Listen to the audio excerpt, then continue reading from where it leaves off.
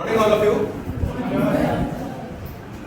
जैसा कि एक सीरीज चल रही है लगातार ये स्टार्टअप के ऊपर, इनोवेशन के ऊपर, इन्वेंशन के ऊपर, आज इंटेलेक्चुअल प्रॉपर्टी राइट के और इंटेलेक्चुअल प्रॉपर्टी राइट मैनेज कैसे किए जाएंगे इसके ऊपर एक छोटी सी वर्कशॉप है। और इस वर्कशॉप को आज जो एड्रेस करेंगी वो जया सारस्वत मैम करेंगी। जया सारस्वत मैम एक एकेडमिशियन भी हैं और लॉयर भी हैं, तो उनके एडवोकेसी के नॉलेज को, अब कंटेंट को इंटेलेक्चुअल प्रॉपर्टी राइट के माध्यम से हम सीखने की कोशिश करेंगे, जिससे कि स्टार्टअप में हमको हेल्प मिल सके कि किस तरीके से इंटेलेक्चुअल प्रॉपर्टी राइट बहुत आवश्यक है हमारे स्टार्टअप्स के लिए। तो तालियों के साथ स्वागत कीजिए। Please.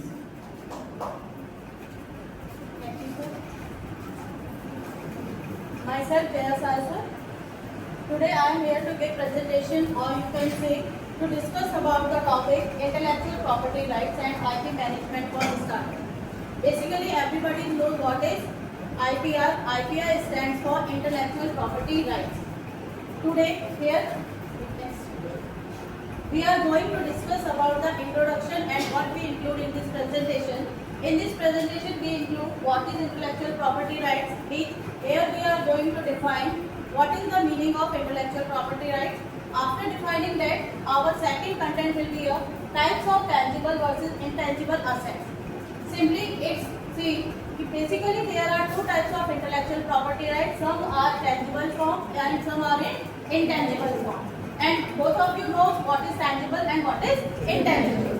And third, we are going to discuss importance for startups. What the importance of IPR in the startup. Your series will continue as the sir says. We are going to discuss about the startups and what the topics and what the role of other topics in IPR. And the next one is role in competitive advantage and valuation. Means what's the importance of IPR in terms of their competitive advantage and valuation for the startups. Thanks. So, what are the types of intellectual property rights? First one is patents. Everyone hears about the word patent.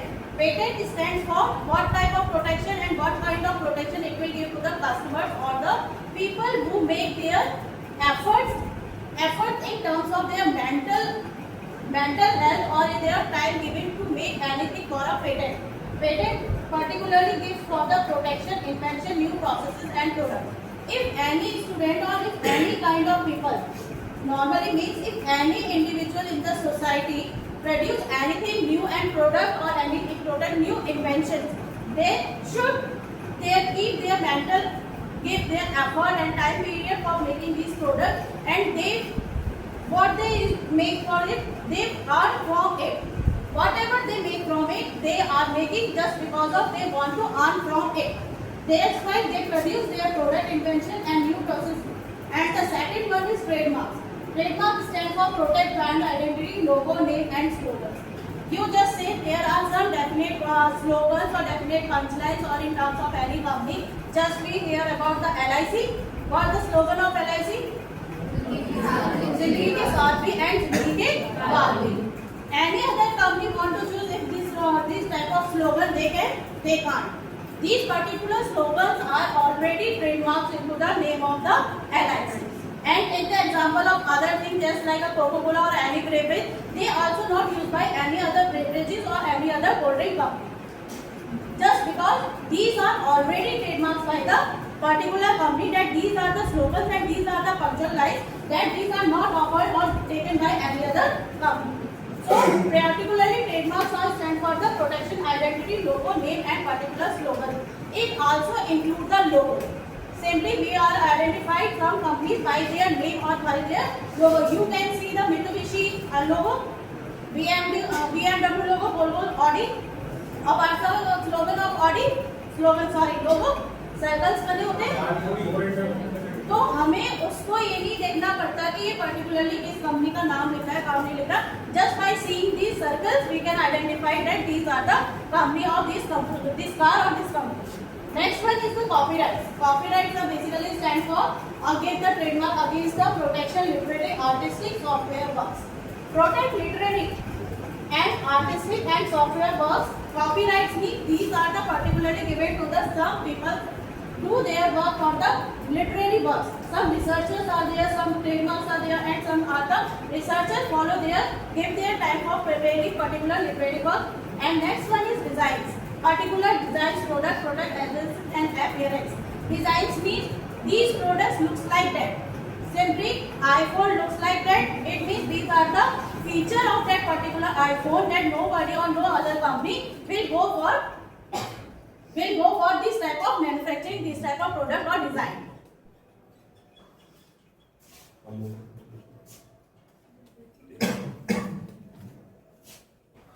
These are the confidential business know-how.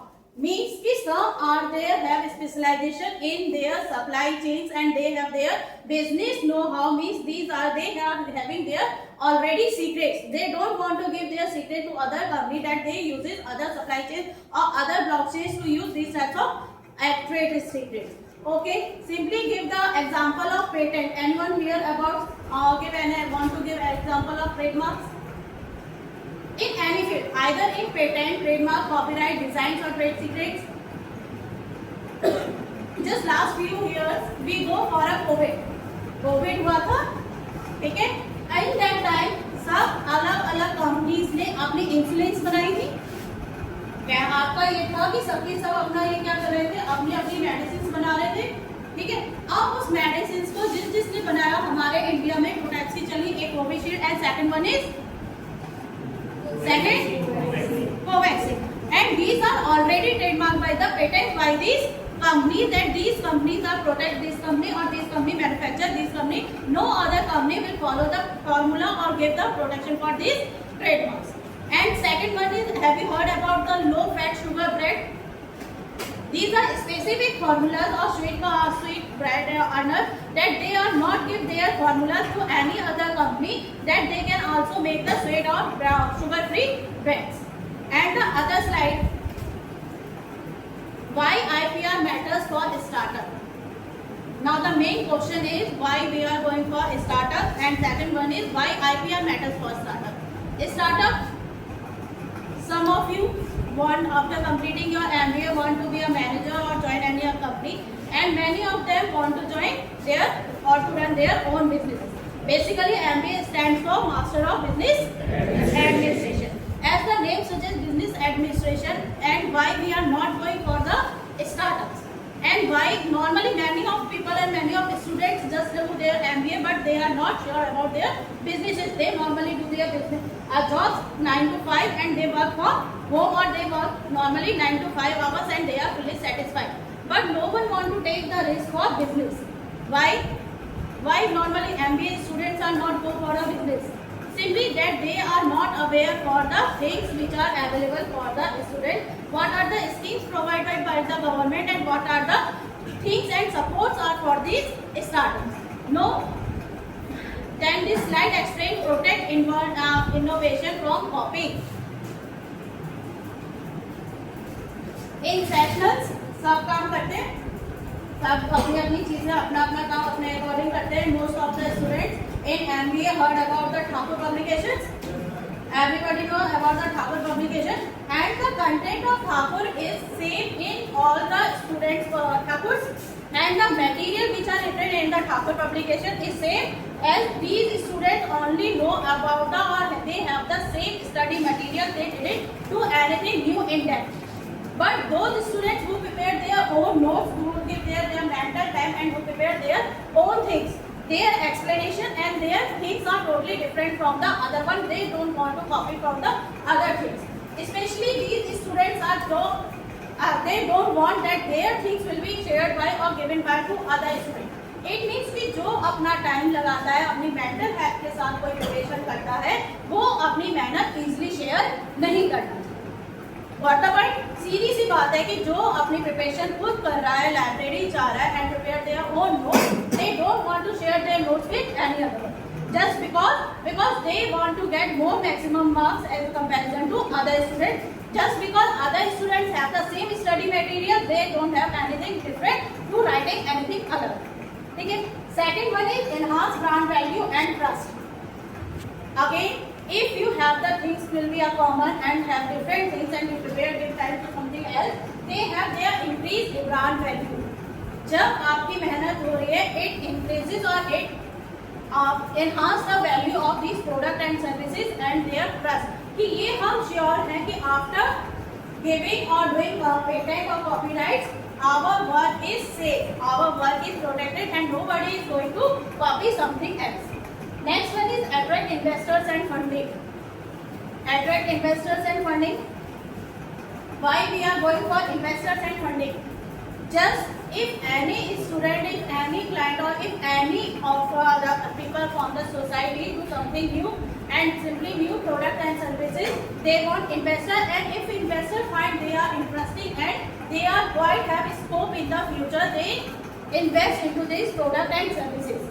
It means कि जब उन्हें ये फायदा दिख रहा होता है कि these product and services are going to be fruitful in future, they want to invest in this. तो कॉपीराइट्स और जो आपके इंटेलेक्चुअल प्रॉपर्टी राइट्स हैं, जब हमारा वर्क एकदम श्योर हो गया, सिक्योर हो गया, तो इन्वेस्टर्स एंड फंडिंग हमें just take the example of Shark Tank आता है, उसके अंदर जो भी इन्वेंशंस आती हैं, जो अपने प्रोडक्ट्स बनाते हैं उसमें आते हैं, just they want funding from the investors. And the next one is providing licensing, royalty opportunities. Provide licensing means if the person is not having time to get more time or give more time to the other people, they give license to the other people. They can run the business just like the bee farmer. Bee farmer students what they get? They get the license. Parallelly they are doing their work. But in case वो अपनी medical shop खोल लेते हैं licence के साथ, वहाँ पे एक लड़के या किसी को बिठा देते हैं और वो अर्न करते हैं. बेसिकली आईपीआर का मेन पर्पस क्या होता है कि हमें उससे पैसे चाहिए.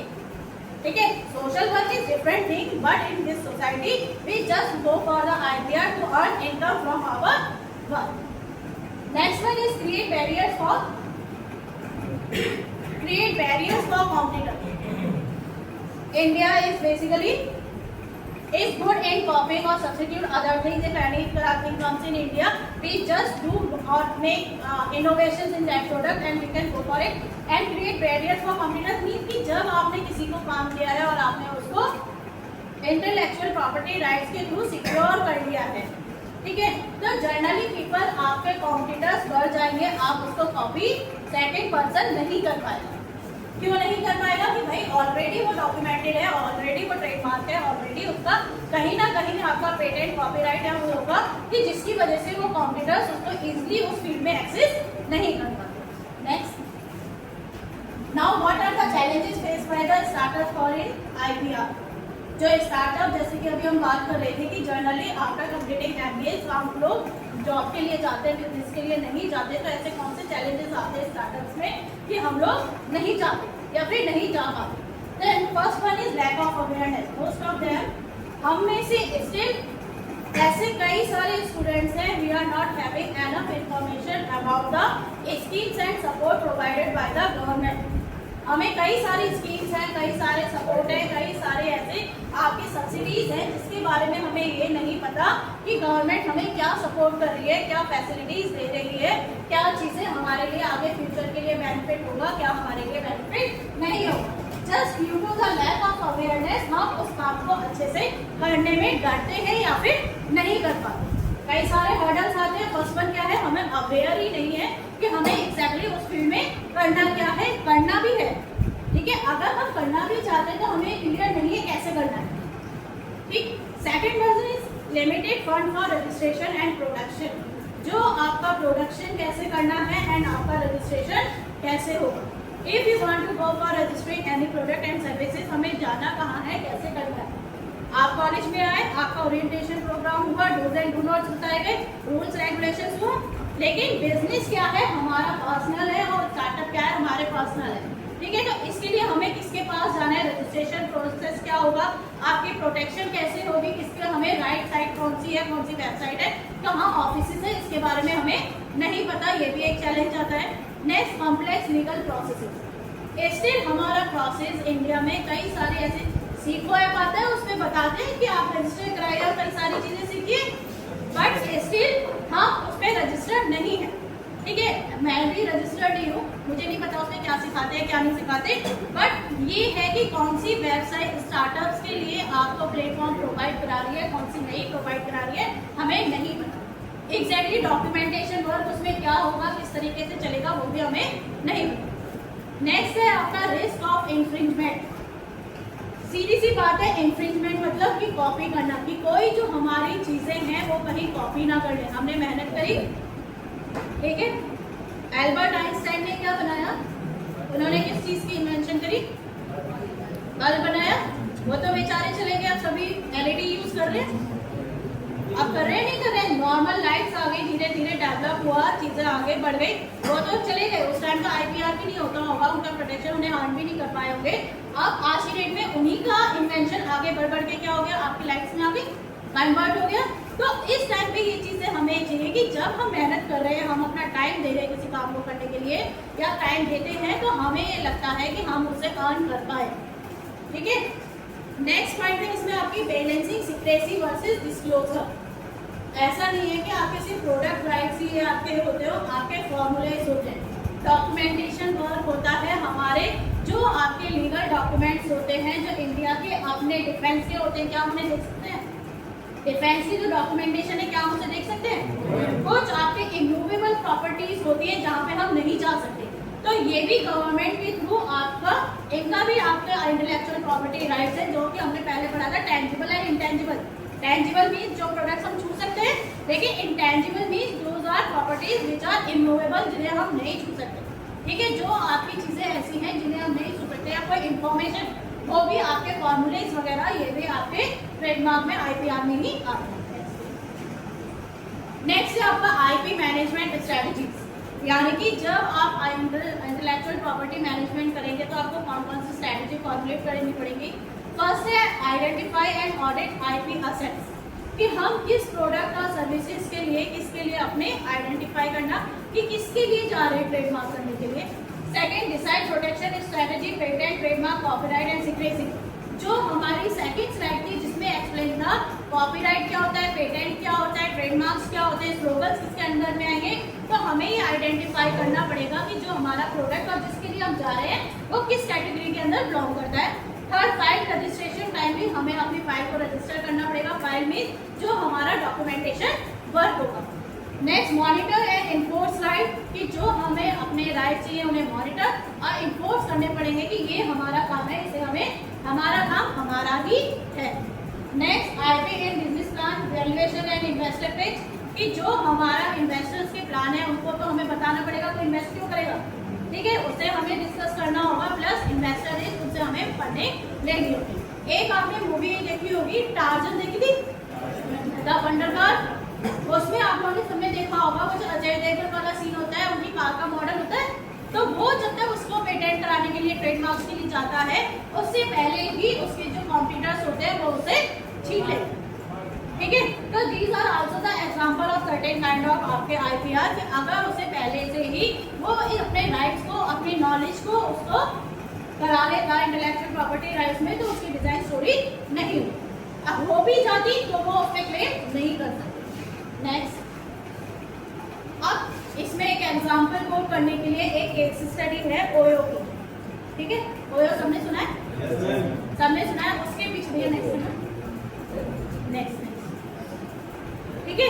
ये जो ओयो रूट्स का या ओयो होटल्स की जो चेन बनी है, आपने फाउंडेड किया आपके रितेश अग्रवाल 2013 में, ठीक है। और इन्होंने किस पर्पज के साथ किया था कि बजटेड होटल, ठीक है, जो नॉर्मल बजटेड होटल है उसकी चेन हमारे इंडिया में, जैसे ताज की हो गई, आपके किसी और किस की चेन है, जैसे ताज होटल्स की चेन है, रमाडा की चेन है, ठीक है। दीज होटल्स आर एक्सपेंसिव, ठीक है, वो इतने एक्सपेंसिव है, जनरली उसमें आम जेनेटरी नहीं जा सकती, ठीक है। तो उसको कम्पीट करने के लिए कि मिडिल क्लास के लिए या लोअर क्लास के लिए आपके बजटेड होटल्स होने चाहिए, वो provide the facility same as the high class hotels. तो उन्होंने क्या किया, to provide affordable and standardised stay across India. Standardised and affordable, यानी कि हर कोई उसमें जा सकता है और एक स्टैंडर्ड फॉर्मेट में जो चीजें आपकी बेसिक एमिनिटीज हैं उनके साथ आप रूम में रुक सकते हैं। नेक्स्ट, ठीक है। अब इन्होंने अपना ट्रेडमार्क और ब्रांडिंग स्ट्रैटेजी क्या रखी? फर्स्ट रखा उन्होंने ट्रेडमार्क प्रोटेक्शन, उन्होंने अपने आप को रजिस्टर कराया, लोगो ट्रेडमार्क रखा मल्टीपल कंट्रीज में, जहाँ जहाँ भी उनके अपनी चेन्स होंगी या जहाँ जहाँ पे उन्होंने होटल्स खोला वहाँ पे जाके उनको अपना आइडेंटिफाई किया कि these are our slogan, these are the logo, और ये आप हमारा डॉक्यूमेंटेशन है, यहाँ पे इसे हमें रजिस्टर करिए। सेकंड था आपका consistent branding, strong red and white colour scheme. OYO का कोई सिंबल है रेड और व्हाइट कलर का, ठीक है, वो क्या है आपका अट्रैक्टिव, ठीक है, वो इतना अट्रैक्टिव है कि नॉर्मली उसे देख के पहचान जाते हैं कि भाई ये ओयो होटल होगा। सेकंड, ओयो नाम कैसा है? कैची, इजी टू रिकॉल, डिजिटल, आपका हर जगह ऐड देखने को मिल जाता है, mobile app, website, online platform, ठीक है, सीधी सी बात है, जैसे कि उबर चलता है एनसीआर में, नॉर्मली कोई भी आता है कोई भी उसे वो करता चला जाता है, सेम ऐसे ओयो बन गया है वजह जिससे कि आप आए रुपये और चले जाए। एक केस स्टडी में ये पता चला, ये जो बच्चों की स्माइल पास हो रही है उसे मैं क्लियर करूँ, कि जनरली जो ओयो होटल्स का रेवेन्यू जनरेट होता है, ठीक है, जो जनरली रेवेन्यू जनरेट होता है ओयो होटल्स का, वो आपका किससे जनरेट होता है? किससे? तीर्थ यात्रा।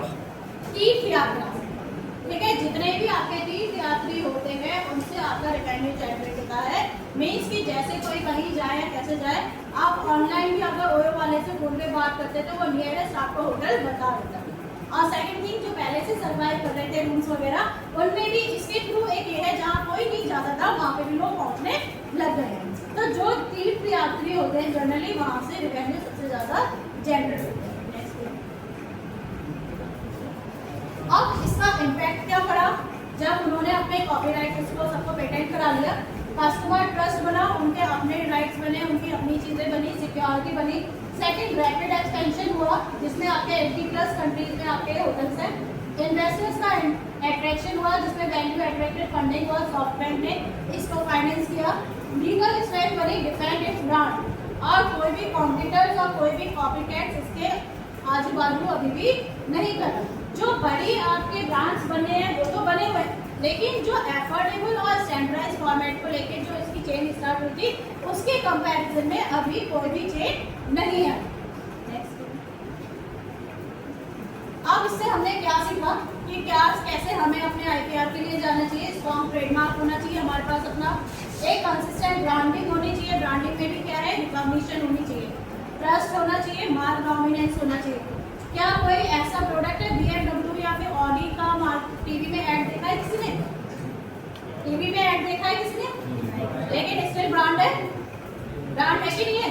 क्योंकि उसे आप ब्रांडिंग की जरूरत नहीं है, ठीक है। तो आपको इतना स्ट्रॉन्ग ब्रांड बनाना पड़ेगा कि वो बाकी सबको डोमिनेट कर सके।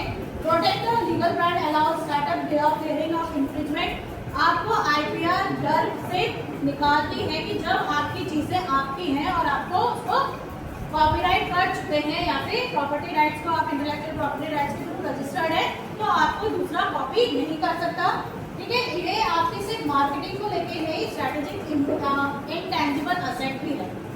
नेक्स्ट, अब इसका कमर्शियलाइजेशन, अब जो आईपीआर चल रहा है इसका कमर्शियलाइजेशन मीन्स कोई भी आपके आइडियाज है उसको इनकैश करना, ठीक है। Encash in the form of आप अपने लाइसेंसिंग एग्रीमेंट से जुड़ जा सकते हैं, किसी की फ्रेंचाइजी ले सकते हैं, टेक्नोलॉजी को ट्रांसफर कर सकते हैं, joint ventures and collaboration, monetising IPR से। बेसिकली आईपीआर जैसे फर्स्ट टर्म में मैंने बोला था फर्स्ट में कि ये आपकी सोर्स ऑफ इनकम हो सकती है या फिर बनाने वाले आप अपनी इसको सोर्स ऑफ इनकम बना सकते हैं। नेक्स्ट, अब government support and schemes. Startup India IPR benefits. Startup India करने के लिए अब जब आप सर्च करेंगे तो गवर्नमेंट ने कई सारे स्टार्टअप्स के लिए वेबसाइट्स बना रखी हैं, आपके कई सारे बेनिफिट्स हैं, आपको उसके थ्रू जाना होगा। Second, fast track patent filling. Startup आपको अपने फास्ट ट्रैक पे अपने पेटेंट फाइलिंग करने होंगे। आपकी reduce fee for IPR registration. पहले आईपीआर की रजिस्ट्रेशन फीस ज़्यादा थी, अब कम हो गई है। और इंक्यूबेटर और इनोवेशन सेंटर्स जो सेंटर्स बने हुए हैं ये आपको स्टार्टअप के लिए हेल्प करते हैं। नेक्स्ट, अब इसमें आपको क्या चाहिएगा? बेस्ट प्रैक्टिसेस के लिए प्रॉपर डॉक्यूमेंटेशन होनी चाहिए, रेगुलर आपके आईपी ऑडिट्स, आपका ये नॉन डॉक्यूमेंट एग्रीमेंट्स होना चाहिए एम्प्लॉय से और पार्टनर से, यानी भाई मिलके भी तो काम होता है, आपके लिए थोड़ी ना होता है। अगर मिलके भी काम हो रहा है तो सबका एग्रीमेंट होना चाहिए कि हम इसके लिए जा रहे हैं। Consult legal IP expert early, जितनी जल्दी आपका काम पूरा हो जाता है एंड वी आर श्योर कि ये काम हमारा है और इस काम को हम आगे ले जा सकते हैं, ठीक है। तो उसको हमें एक्सपर्ट के थ्रू उसको जल्दी से जल्दी रजिस्टर कराना है। देन उसके बाद IP strategy with business goals के साथ उसे हमें रजिस्टर करना है। नेक्स्ट, अब इसके बाद आपको एक बिजनेस क्विज में क्विज मिलेगी आईपीआर के बेसिक्स को लेके, जिसमें हम लोग डिस्कस करेंगे which type of IP fit for startup idea, यानी कि जो भी आपके बिजनेस आइडियाज होंगे उसको लेके एक जर्नल क्विज है आईपीआर के ऊपर, वो आपको इसके बाद आफ्टर द वर्कशॉप मिलेगी। देन अब इसका कंक्लूजन क्या निकला कि आईपी क्या है, आपका स्ट्रेटेजिक असेट है। सेकंड, आपको protect, manage and monetise innovation, ये आपको प्रोटेक्ट करता है, ये आपको मैनेज करता है, मोनेटाइज करके देता है। देन जो भी डिस्प्यूट्स एंड कॉस्ट हैं कि ये स्लोगन मेरा है, ये स्लोगन तेरा है, ये स्लोगन हो रहा है, ठीक है, तो वो आप नहीं कर सकते। Then innovate, protect and scale, आप नई चीज़ें इनोवेट करें, उन्हें प्रोटेक्ट करें एंड देन उसे लार्ज स्केल पे उसे इनकम जनरेट करें। Thank you class.